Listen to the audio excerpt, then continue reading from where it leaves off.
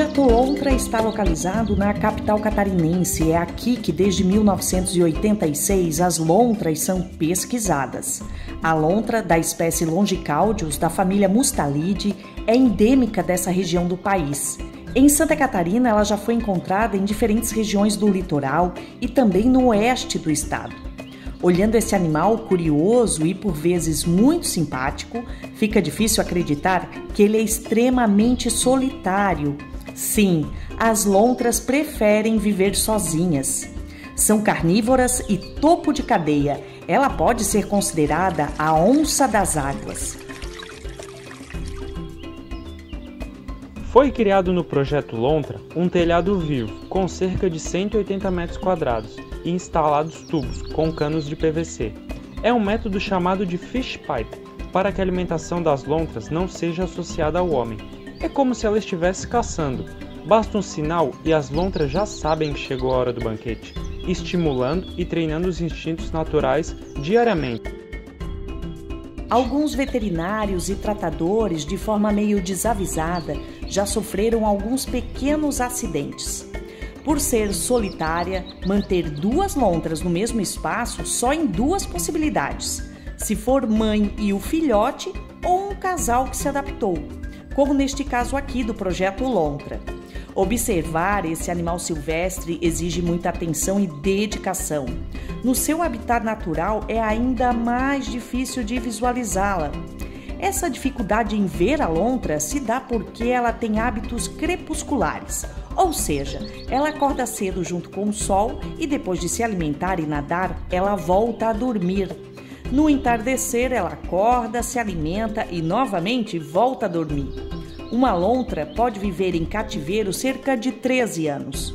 Como é muito solitária e pouco receptiva, fica difícil identificar o desenvolvimento de algumas doenças. Podemos dizer ainda que, observando esse mamífero, percebemos uma relação de independência que ele mesmo estabelece. Um exemplo é a relação maternal. Desde cedo, o bebê já é treinado para encarar a vida sozinho. Aos 45 dias de vida, a mãe lontra já ensina o bebê a nadar. É a fase piratinha, quando ele tem apenas um dos olhos totalmente abertos. E, em média, aos 12 meses de vida, a lontra já atinge a sua maturidade. Nessa fase bebê, a interação com o ser humano em cativeiro é até um pouco mais íntima. Isso mesmo, o filhote consegue interagir com os humanos. É como se o homem, neste caso, fizesse parte do enriquecimento ambiental da pequena lontra.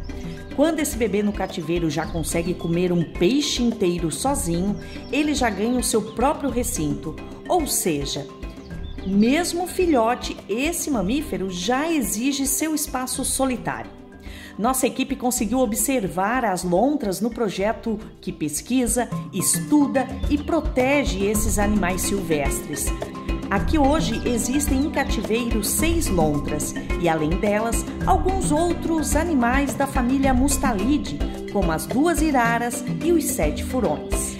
Bem, esses animais chegam aqui trazidos pela Polícia Ambiental ou encontrados por cidadãos em algum acostamento atropelado ou ainda perdido. As lontras, por vezes, estavam buscando algum refúgio ou ainda se perderam, como aconteceu em ilhas aqui do litoral de Porto Belo, por exemplo. Por não ser um animal territorialista, como, digamos assim, suas primas ariranhas, as lontras mudam de regiões para melhor se adaptar e se alimentar. Aqui, na região da Lagoa do Peri, nos últimos meses foram avistadas 12 lontras selvagens.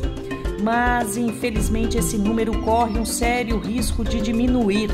As lontras já se encontram, conforme a classificação da União Internacional para a Conservação da Natureza, na fase quase ameaçada. É um animal que é bioindicador, ela tem um papel fundamental na natureza, ela consegue regular o carbono, então olha isso, né? Ela consegue dar uma regulada na questão das doenças, então o lugar ele tá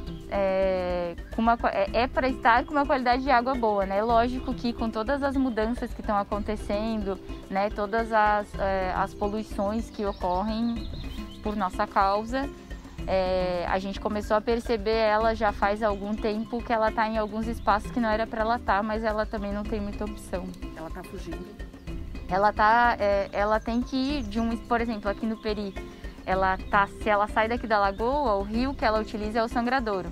E esse rio Sangradouro, muitas casas ficam em volta do rio e jogam os esgotos para lá, as pessoas jogam lixo. Então não tem um olhar de que aquilo ali é um rio que está desaguando no mar também, não tem um cuidado tão próximo, né? Então quando as pessoas vêm aqui e se sensibilizam com a lontra, como é que a gente vai fazer com esse animal siga, né, utilizando esse espaço? A gente precisa conservar o espaço.